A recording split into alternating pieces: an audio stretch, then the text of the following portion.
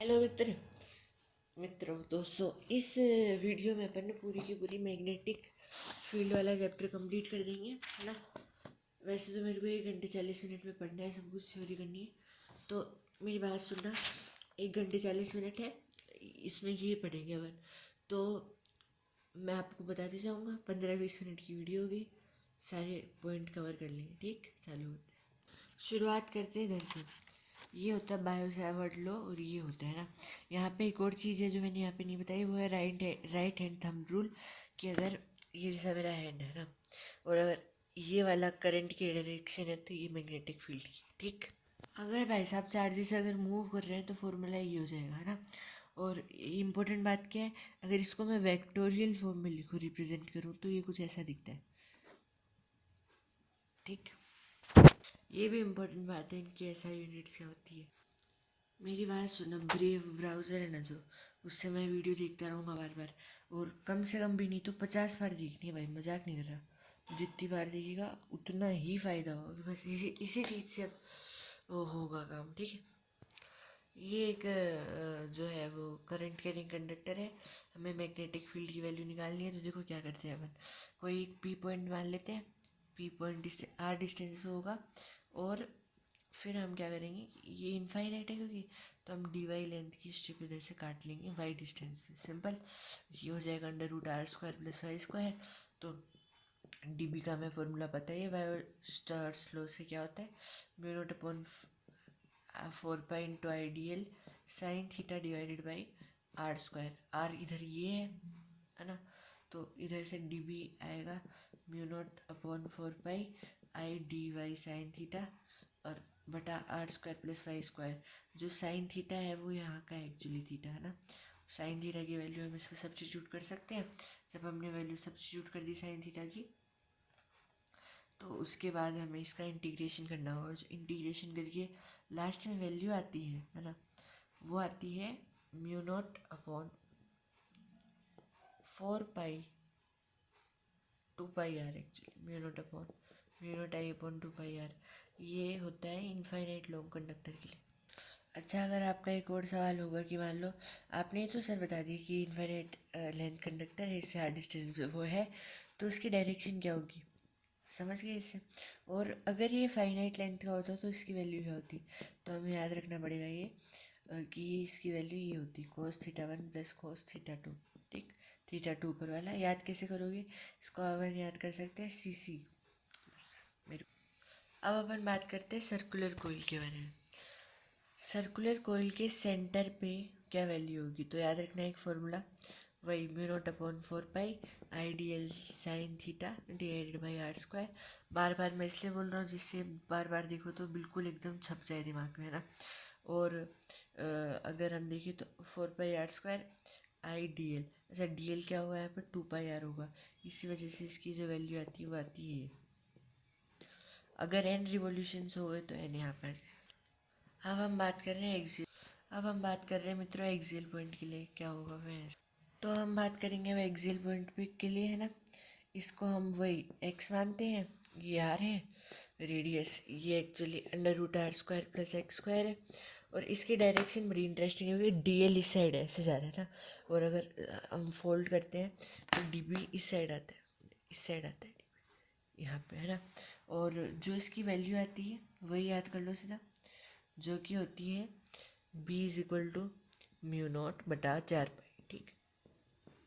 ये तो कंठस्थ होना ही चाहिए सबको, इंटू I r² + x² 3/2। ये भी याद है सबको, और r² I भी याद।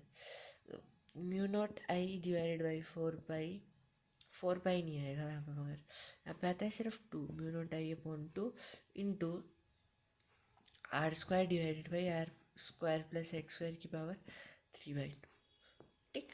याद कर लो यार, क्यों प्रूफ करा रखते हैं। हेलमोटोज कोयल है ना, तो इसकी कैसे निकलती है मैग्नेटिक इंडक्शन, तो ये याद रखना है बस, इसके जो बीच वाला एरिया है ना इसमें यूनिफॉर्म रहती है, और उसकी एक वैल्यू होती है जो कि दे रखी है इसमें, वो होती है 8/5 √5 μ0 × I डिवाइडेड बाई R।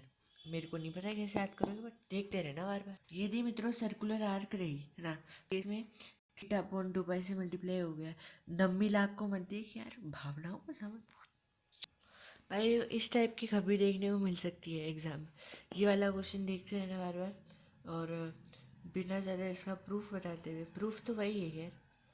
यहाँ पे बी एट पी होता है 2 टाइम्स B 1 वायर, यानी इस वायर से एक बी से, है ना, ये इसका कॉन्सेप्ट है। और जो इसका आंसर है वो है μ0I divided by 2πx cot π/4। मैं ये क्यों बता रहा हूँ, α/4 है ना, कि अगर आपको इसकी जगह मान लो थीटा दिख जाए उधर, तो θ/2 आंसर आ जाएगा। 2 थीटा दिख जाए टोटल में, तो हमें उससे थीटा पता चले, θ/2। ये एक फॉर्मेट याद रख लो बस, ऐसे सवाल आएगा। ये सवाल आ सकता है, बता दिया हो कि करंट आई फ्लो कर रहा है पूरे पॉलीगन में, और इस सेंटर पे मैग्नेटिक इंडक्शन की वैल्यू बताओ। तो देखो कैसे करते हैं ऐसे सवालों को। यहाँ का सेंटर क्या है, यहाँ का सेंटर है ओ, ये ठीक, ये होगा ओ बी, ये होगा ओ ए, है ना। यहाँ से बीच से एक लाइन खींचते हैं, इसको बोलते हैं ओ सी। ओ सी की वैल्यू आती है आर कोस π/n, ये आदि करना होगा, है ना। एन होता है number of sides in polygon. और जो मैग्नेटिक इंडक्शन आएगा फिर वो उसी फॉर्मूले से आता है कि μ0I divide by 4π I sine theta, और यहाँ पे r², सिंपल। अब बट इधर इधर क्यों आए देखो, क्योंकि इधर अब 2 थीटा बन गए। और अगर आप इसको ध्यान से देखो तो ये जो है दोनों के दोनों एक्चुअली में वो जो है, समझ गए ना, ये छोटा वाला एंगल π/n है ना, तो यहाँ से आता है sign π/n plus sign π/n। यार आगे तो खुद ही समझ जाए यार, कुत्ते मतलब सॉरी। और यहाँ का जो फॉर्मूला आता है वो याद रख लो आप, μ0I divided by 2πr into 10π/n। बस 10π/n याद, समझ गए। आग लगा दी, आग लगा ली। पी पे हमें मैग्नेटिक इंडक्शन बताना है, और यहाँ पे डायरेक्शन ऑफ करंट ए और बी पे हमें दे रखी है। तो देखो कैसे करते हैं इन सवालों को अपन। तो magnetic induction at P due to both currents is μ0I divided by 2πL, है ना। और ध्यान से बताता हूँ, तो बी एट पी जो है वो इसका और इसका अलग आएगा, है ना।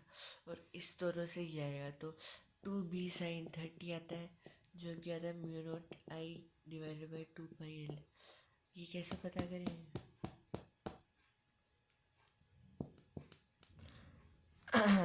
ये तो मेरे को भी नहीं समझ में आ रहा।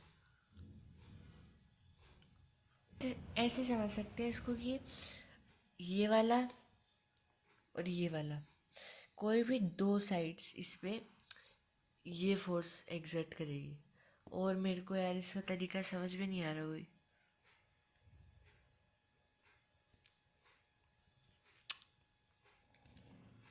भाई याद रखना, ये डायरेक्शन वगैरह सब आनी चाहिए। कोई भी सवाल डिट्टो का डिट्टो एग्जाम में आएगा, बहुत दुख हो जाएगा अगर गलत हो गया तो, गलती से भी।